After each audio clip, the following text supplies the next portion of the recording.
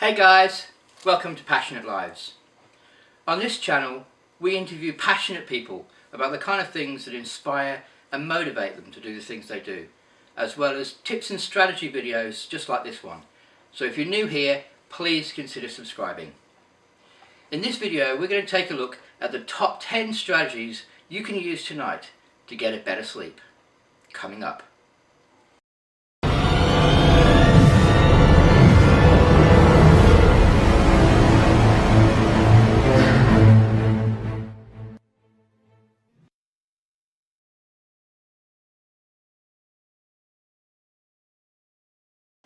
Tip number 10. Turn off the lights. Our brain doesn't shut down for sleep straight away. It needs to trigger a series of events that go off in our body to get us to the point where we're asleep.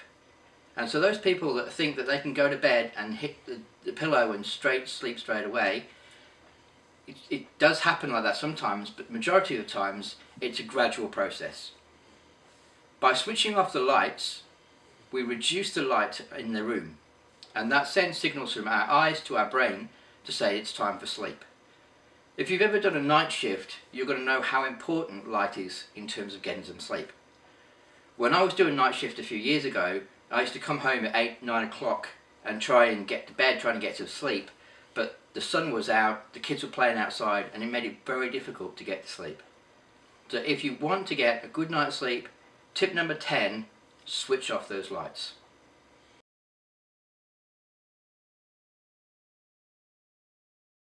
Tip number 9, caffeine.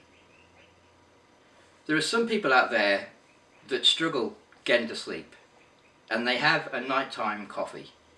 Now that's never going to work. Coffee is a stimulant, like many others around, like Coke, other drinks like that, that they keep the brain alive and buzzing. And so by drinking coffee, you're actually keeping yourself more awake. Maybe drink some hot milk or something like that if it kind of slows you down, but caffeine, stimulants, alcohol, drugs, Coke, fizzy drinks, they're really only going to keep you up later. If you want to get a good night's sleep, make sure you cut out all the nighttime drinks.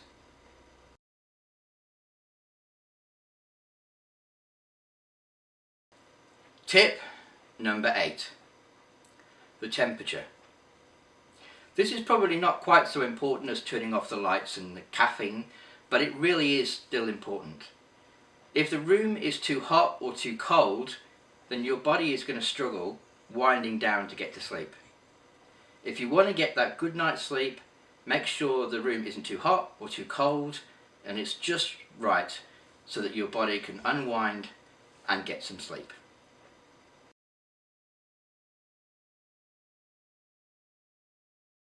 Tip number 7, switch off those horror movies. One of the first things that people tend to do when they can't sleep is to put on the TV and watch something. If that program that you're watching is a thriller, a horror, anything that's going to keep you on the edge of your seat, it's counterproductive and it will keep you up later. Any kind of programs that you are watching need to be calming. Not something where you're sitting on the edge of your seat waiting for something to happen. When you're doing that, the body is tensing up, and to get some sleep you need the body to untense. And so by watching those kind of programs, it's counterproductive and it's going to keep you up later.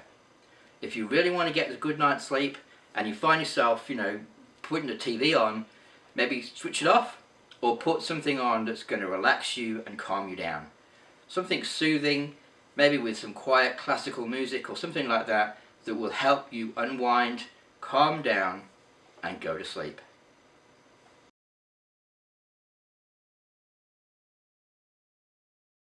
Tip number 6, and in the same vein as tip number 7, mobile phones, electrical devices, no. If you can't get to sleep and you think, I'm going to stay up and go on Facebook or check my phone, it's been shown that the light from laptops, from desktops, from phones is a stimulant, and that's going to keep your brain active. What you need to do is to slow your brain down, slow your body down, so that it will eventually go to sleep. Cut out the phones, cut out the laptops, maybe engage in something a bit more relaxing. Not something that's going to surprise you or get you worked up. You want something that's going to calm you down, slow you down, and get you to sleep. So if you want to get a good night's sleep, cut off the phones, cut out the laptops, and just lie there and relax.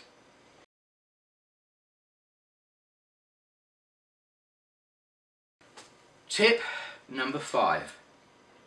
So we've looked at tip number 6 and tip number 7, and so we're cutting out the TV, the laptops and the phones. So you're lying there and you're trying to get to sleep. Counting sheep obviously doesn't work, so what are you going to do? So tip number 5 is to look at mindfulness. There's lots of colouring books that you can do, adult colouring books that calm your body down, and that's what we need to look at. We need to get your body and your brain calming down so that it's conducive to going to sleep. So get out those colouring books and just spend half an hour maybe colouring in, just being very relaxed and calm, and you will fall asleep. So if you want to get a good night's sleep, practice mindfulness. Just look around the room, smell the smells, what the environment, look at all the whole environment, maybe adult colouring, but something like that where you're not engaging in laptops or TVs, but you are just completely at one with yourself. That slowing down the body and the brain will increase your chances of falling asleep.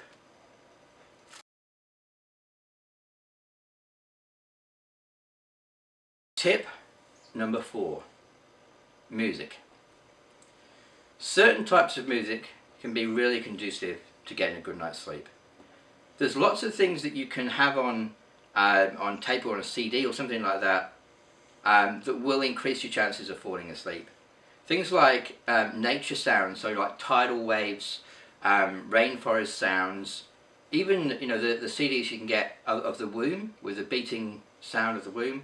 All those kind of things can really increase your chances of falling asleep. And they're not something that's going to be stimulating you, so it's not going to increase your chances of staying awake longer, but they are going to calm you down and get you into a state that's conducive with falling asleep. So if you want a good night's sleep, maybe put on a CD, something with the ocean or rainforest, or something with the womb, something like that that's got a bit of a noise background, but not full-on music that you're going to get up and dance to, because that's obviously going to keep you awake longer. So just something that's going to calm you down, get you relaxed, get your body and your brain to slow down, because then you'll fall asleep.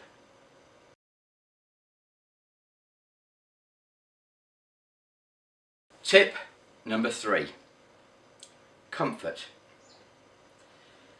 If we're in a state of anxiety, if we're in a state of fear, or if just the bed isn't comfortable, we're not going to fall asleep as quickly. If we're in fear, then our brain is going to want to stay awake because it's scared of the danger. So we need to eliminate any kind of fear, make sure all the doors are locked, make sure you feel comfortable and safe in that environment, and make sure that the bed is comfortable. There's nothing worse than lying there with sheets that are really not good for you. So make sure you get clean sheets on, clean blankets, and the temperature's all right. So all those kind of very small things will all add up to increasing your chances of getting a good night's sleep. Just make sure you're comfortable, that you're safe, and then it's going to increase your chances of falling asleep easier.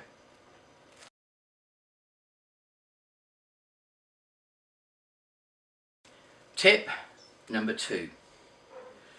Massage. A few years ago I had a real struggle with my daughter trying to get her to sleep. She often resisted going to sleep for several hours, and it was a hard struggle getting her to go to sleep at an appropriate time. And one of the things I found really effective was gentle head massage.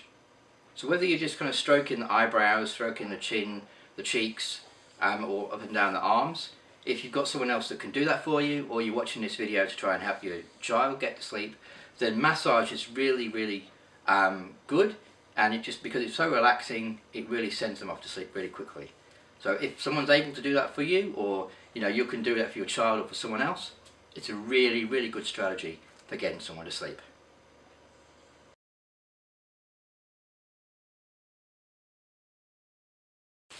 Tip number 1, your thoughts. This is the most crucial one for me, and so that's why I've left it to last. It's really important that we get our heads around this. If you're the kind of person that lies awake all night worrying about stuff, you know, going over events in the past, traumas or abuse or whatever, or worrying about stuff that's going to happen in the future, it's really not good for you, because that's kind of stimulation. It's stimulating your brain, it's keeping you active and alert, and it's going to reduce your chances of falling asleep or getting any quality sleep. And because the links are so strong between quality sleep and mental health, it's not something we can teeter around. You know, we really need to get a handle on getting good quality sleep every night if we're going to increase our chances of being mentally well. You know, if we're not getting consistent good sleep, it will have a knock-on effect during the day on our mental health. And so we need to get that right. Some of the other strategies that I've looked at earlier on, some of them might even be very small, just like the caffeine, might be quite a small thing to do, but it all adds up. And rather than just going to bed and hoping for the best, we need to be intentional and purposeful about our nighttime routine to give us the best chance of success of good quality sleep that night. So, you know, with a light switch, with the lighting, it's so important that we give ourselves that time, because we don't just switch off the light and then we're asleep. It takes a good half an hour to an hour for the brain to, you know, connect that there's no light or there's limited light, and then start slowing the body down, preparing for sleep. And that can take a while. So, you know, if you want to go to sleep at 10 o'clock, then you need to put the lights out between maybe 8:30 and 9 to give your body some time to process the fact that there's hardly any light, get ready for sleep, and then by 10 o'clock you should be asleep. So just little things like that, good time management, good preparation, rather than just, you know, I'm going to bed now and I should be asleep, you know, in 5 seconds. That happens sometimes, but normally it's not like that. Normally you've got to prepare in advance, you know, so that to get your best results. So I really hope that you've been encouraged by this video. Again, I just can't reiterate how important good quality sleep is in terms of improving your mental health. And so I really hope that you take on board some of these strategies so to help you to get some good quality sleep. It's by no means an exhaustive list. So if you have some ideas and strategies that you've used yourself that have helped you get good quality sleep, please leave them in the comments below and share them with the community. I also encourage you to subscribe. We are putting out a video every weekday, Monday to Friday, and so if you subscribe, then you'll get all the latest videos that we're putting out there. So I really encourage you to do that. And thank you for watching this video, and I will see you in the next one.